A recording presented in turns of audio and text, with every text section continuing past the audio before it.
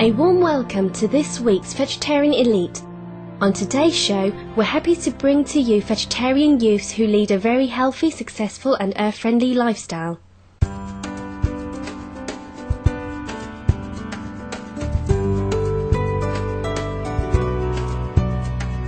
The word is out, more kids are becoming vegetarian. The independent market research firm Harris Interactive conducted a poll in 2005 regarding the vegetarian population.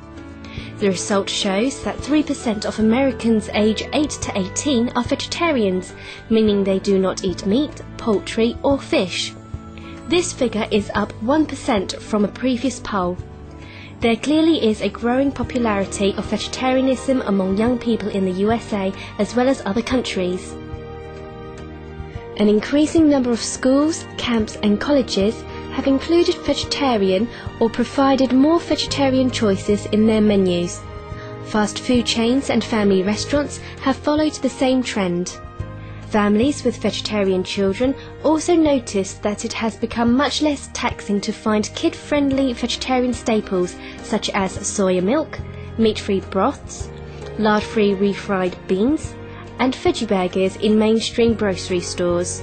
The vegetarian diet is healthy. Many non-vegetarian parents worry whether their children are getting enough nutritious food when they avoid meat. Numerous studies show that the vegetarian diet is healthy.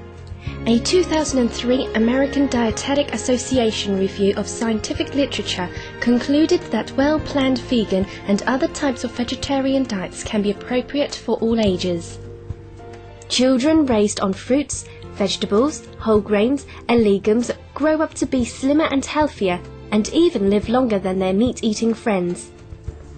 This is because they avoid contamination from hormones, pesticides and other toxic organochlorines such as PCBs and dioxins that are present in meat. By choosing a healthy plant-based diet, vegetarian children also escape from the accumulation of these chemicals in fat tissue as a result of the consumption of meat.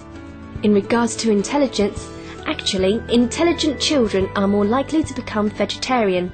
This is because they are aware of what they eat. A British study has found that having a high IQ as a child is significantly linked to being a vegetarian as an adult. The study was led by Dr. Catherine Gale from the Medical Research Council Epidemiology Resource Centre at the University of Southampton in the United Kingdom and is published in the British Medical Journal. This result is consistent with an early study conducted in 1980 from Boston, Massachusetts in the United States. The Boston study showed that vegetarian children, most were from vegetarian families, were considerably above average on intelligence testing with a mean IQ of 116. Let's meet Gregory Robert Smith. Gregory has been reported as a child prodigy by CNN, USA Today, and many other major news agencies. He is tested with the highest IQ on record. At 2 years old, Greg decided to become a vegetarian. When he was 14 months old, Greg was already solving math problems. When he reached 2, he was reading and correcting adults' grammar. It only took him 1 year to advance from 2nd to 8th grade, and by the time he's 7 years old, Greg entered high school. 2 years later, he graduated with honors from Orange Park High School in Florida, USA. At 13, he got his college degree in mathematics, and at 16 received his master's degree from the University of Virginia. At such a young age, Greg has many accomplishments under his belt. He is the youth spokesperson for World Centers of Compassion for Children, the youth ambassador for the Christian Children's Fund, including founder of International Youth Advocates, an organization that promotes principles of peace and understanding among young people throughout the world. When not studying, Greg travels the globe as a peace and children's rights advocate. To this end, he has organized humanitarian aid projects for East Timor orphans and youth in Sao Paulo, Brazil, helped Rwanda build its first public library, launched a $350,000 campaign to build a peace school in Kenya for the children of 3 warring nomadic tribes. According to Greg, the first step to peace is education. For these and other humanitarian and advocacy efforts, Greg has been nominated 4 times for a Nobel Peace Prize and was awarded the 2002 Force for Good Lifetime Achievement Award.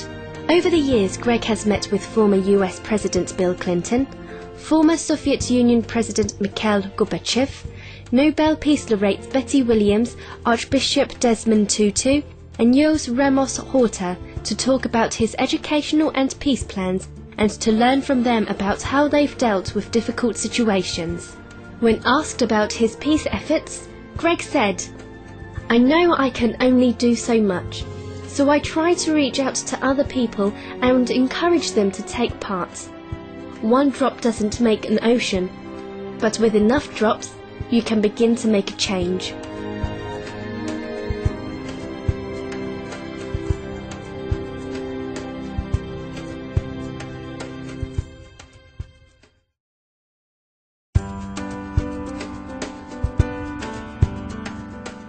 Young Sam Tucker is another voice of change.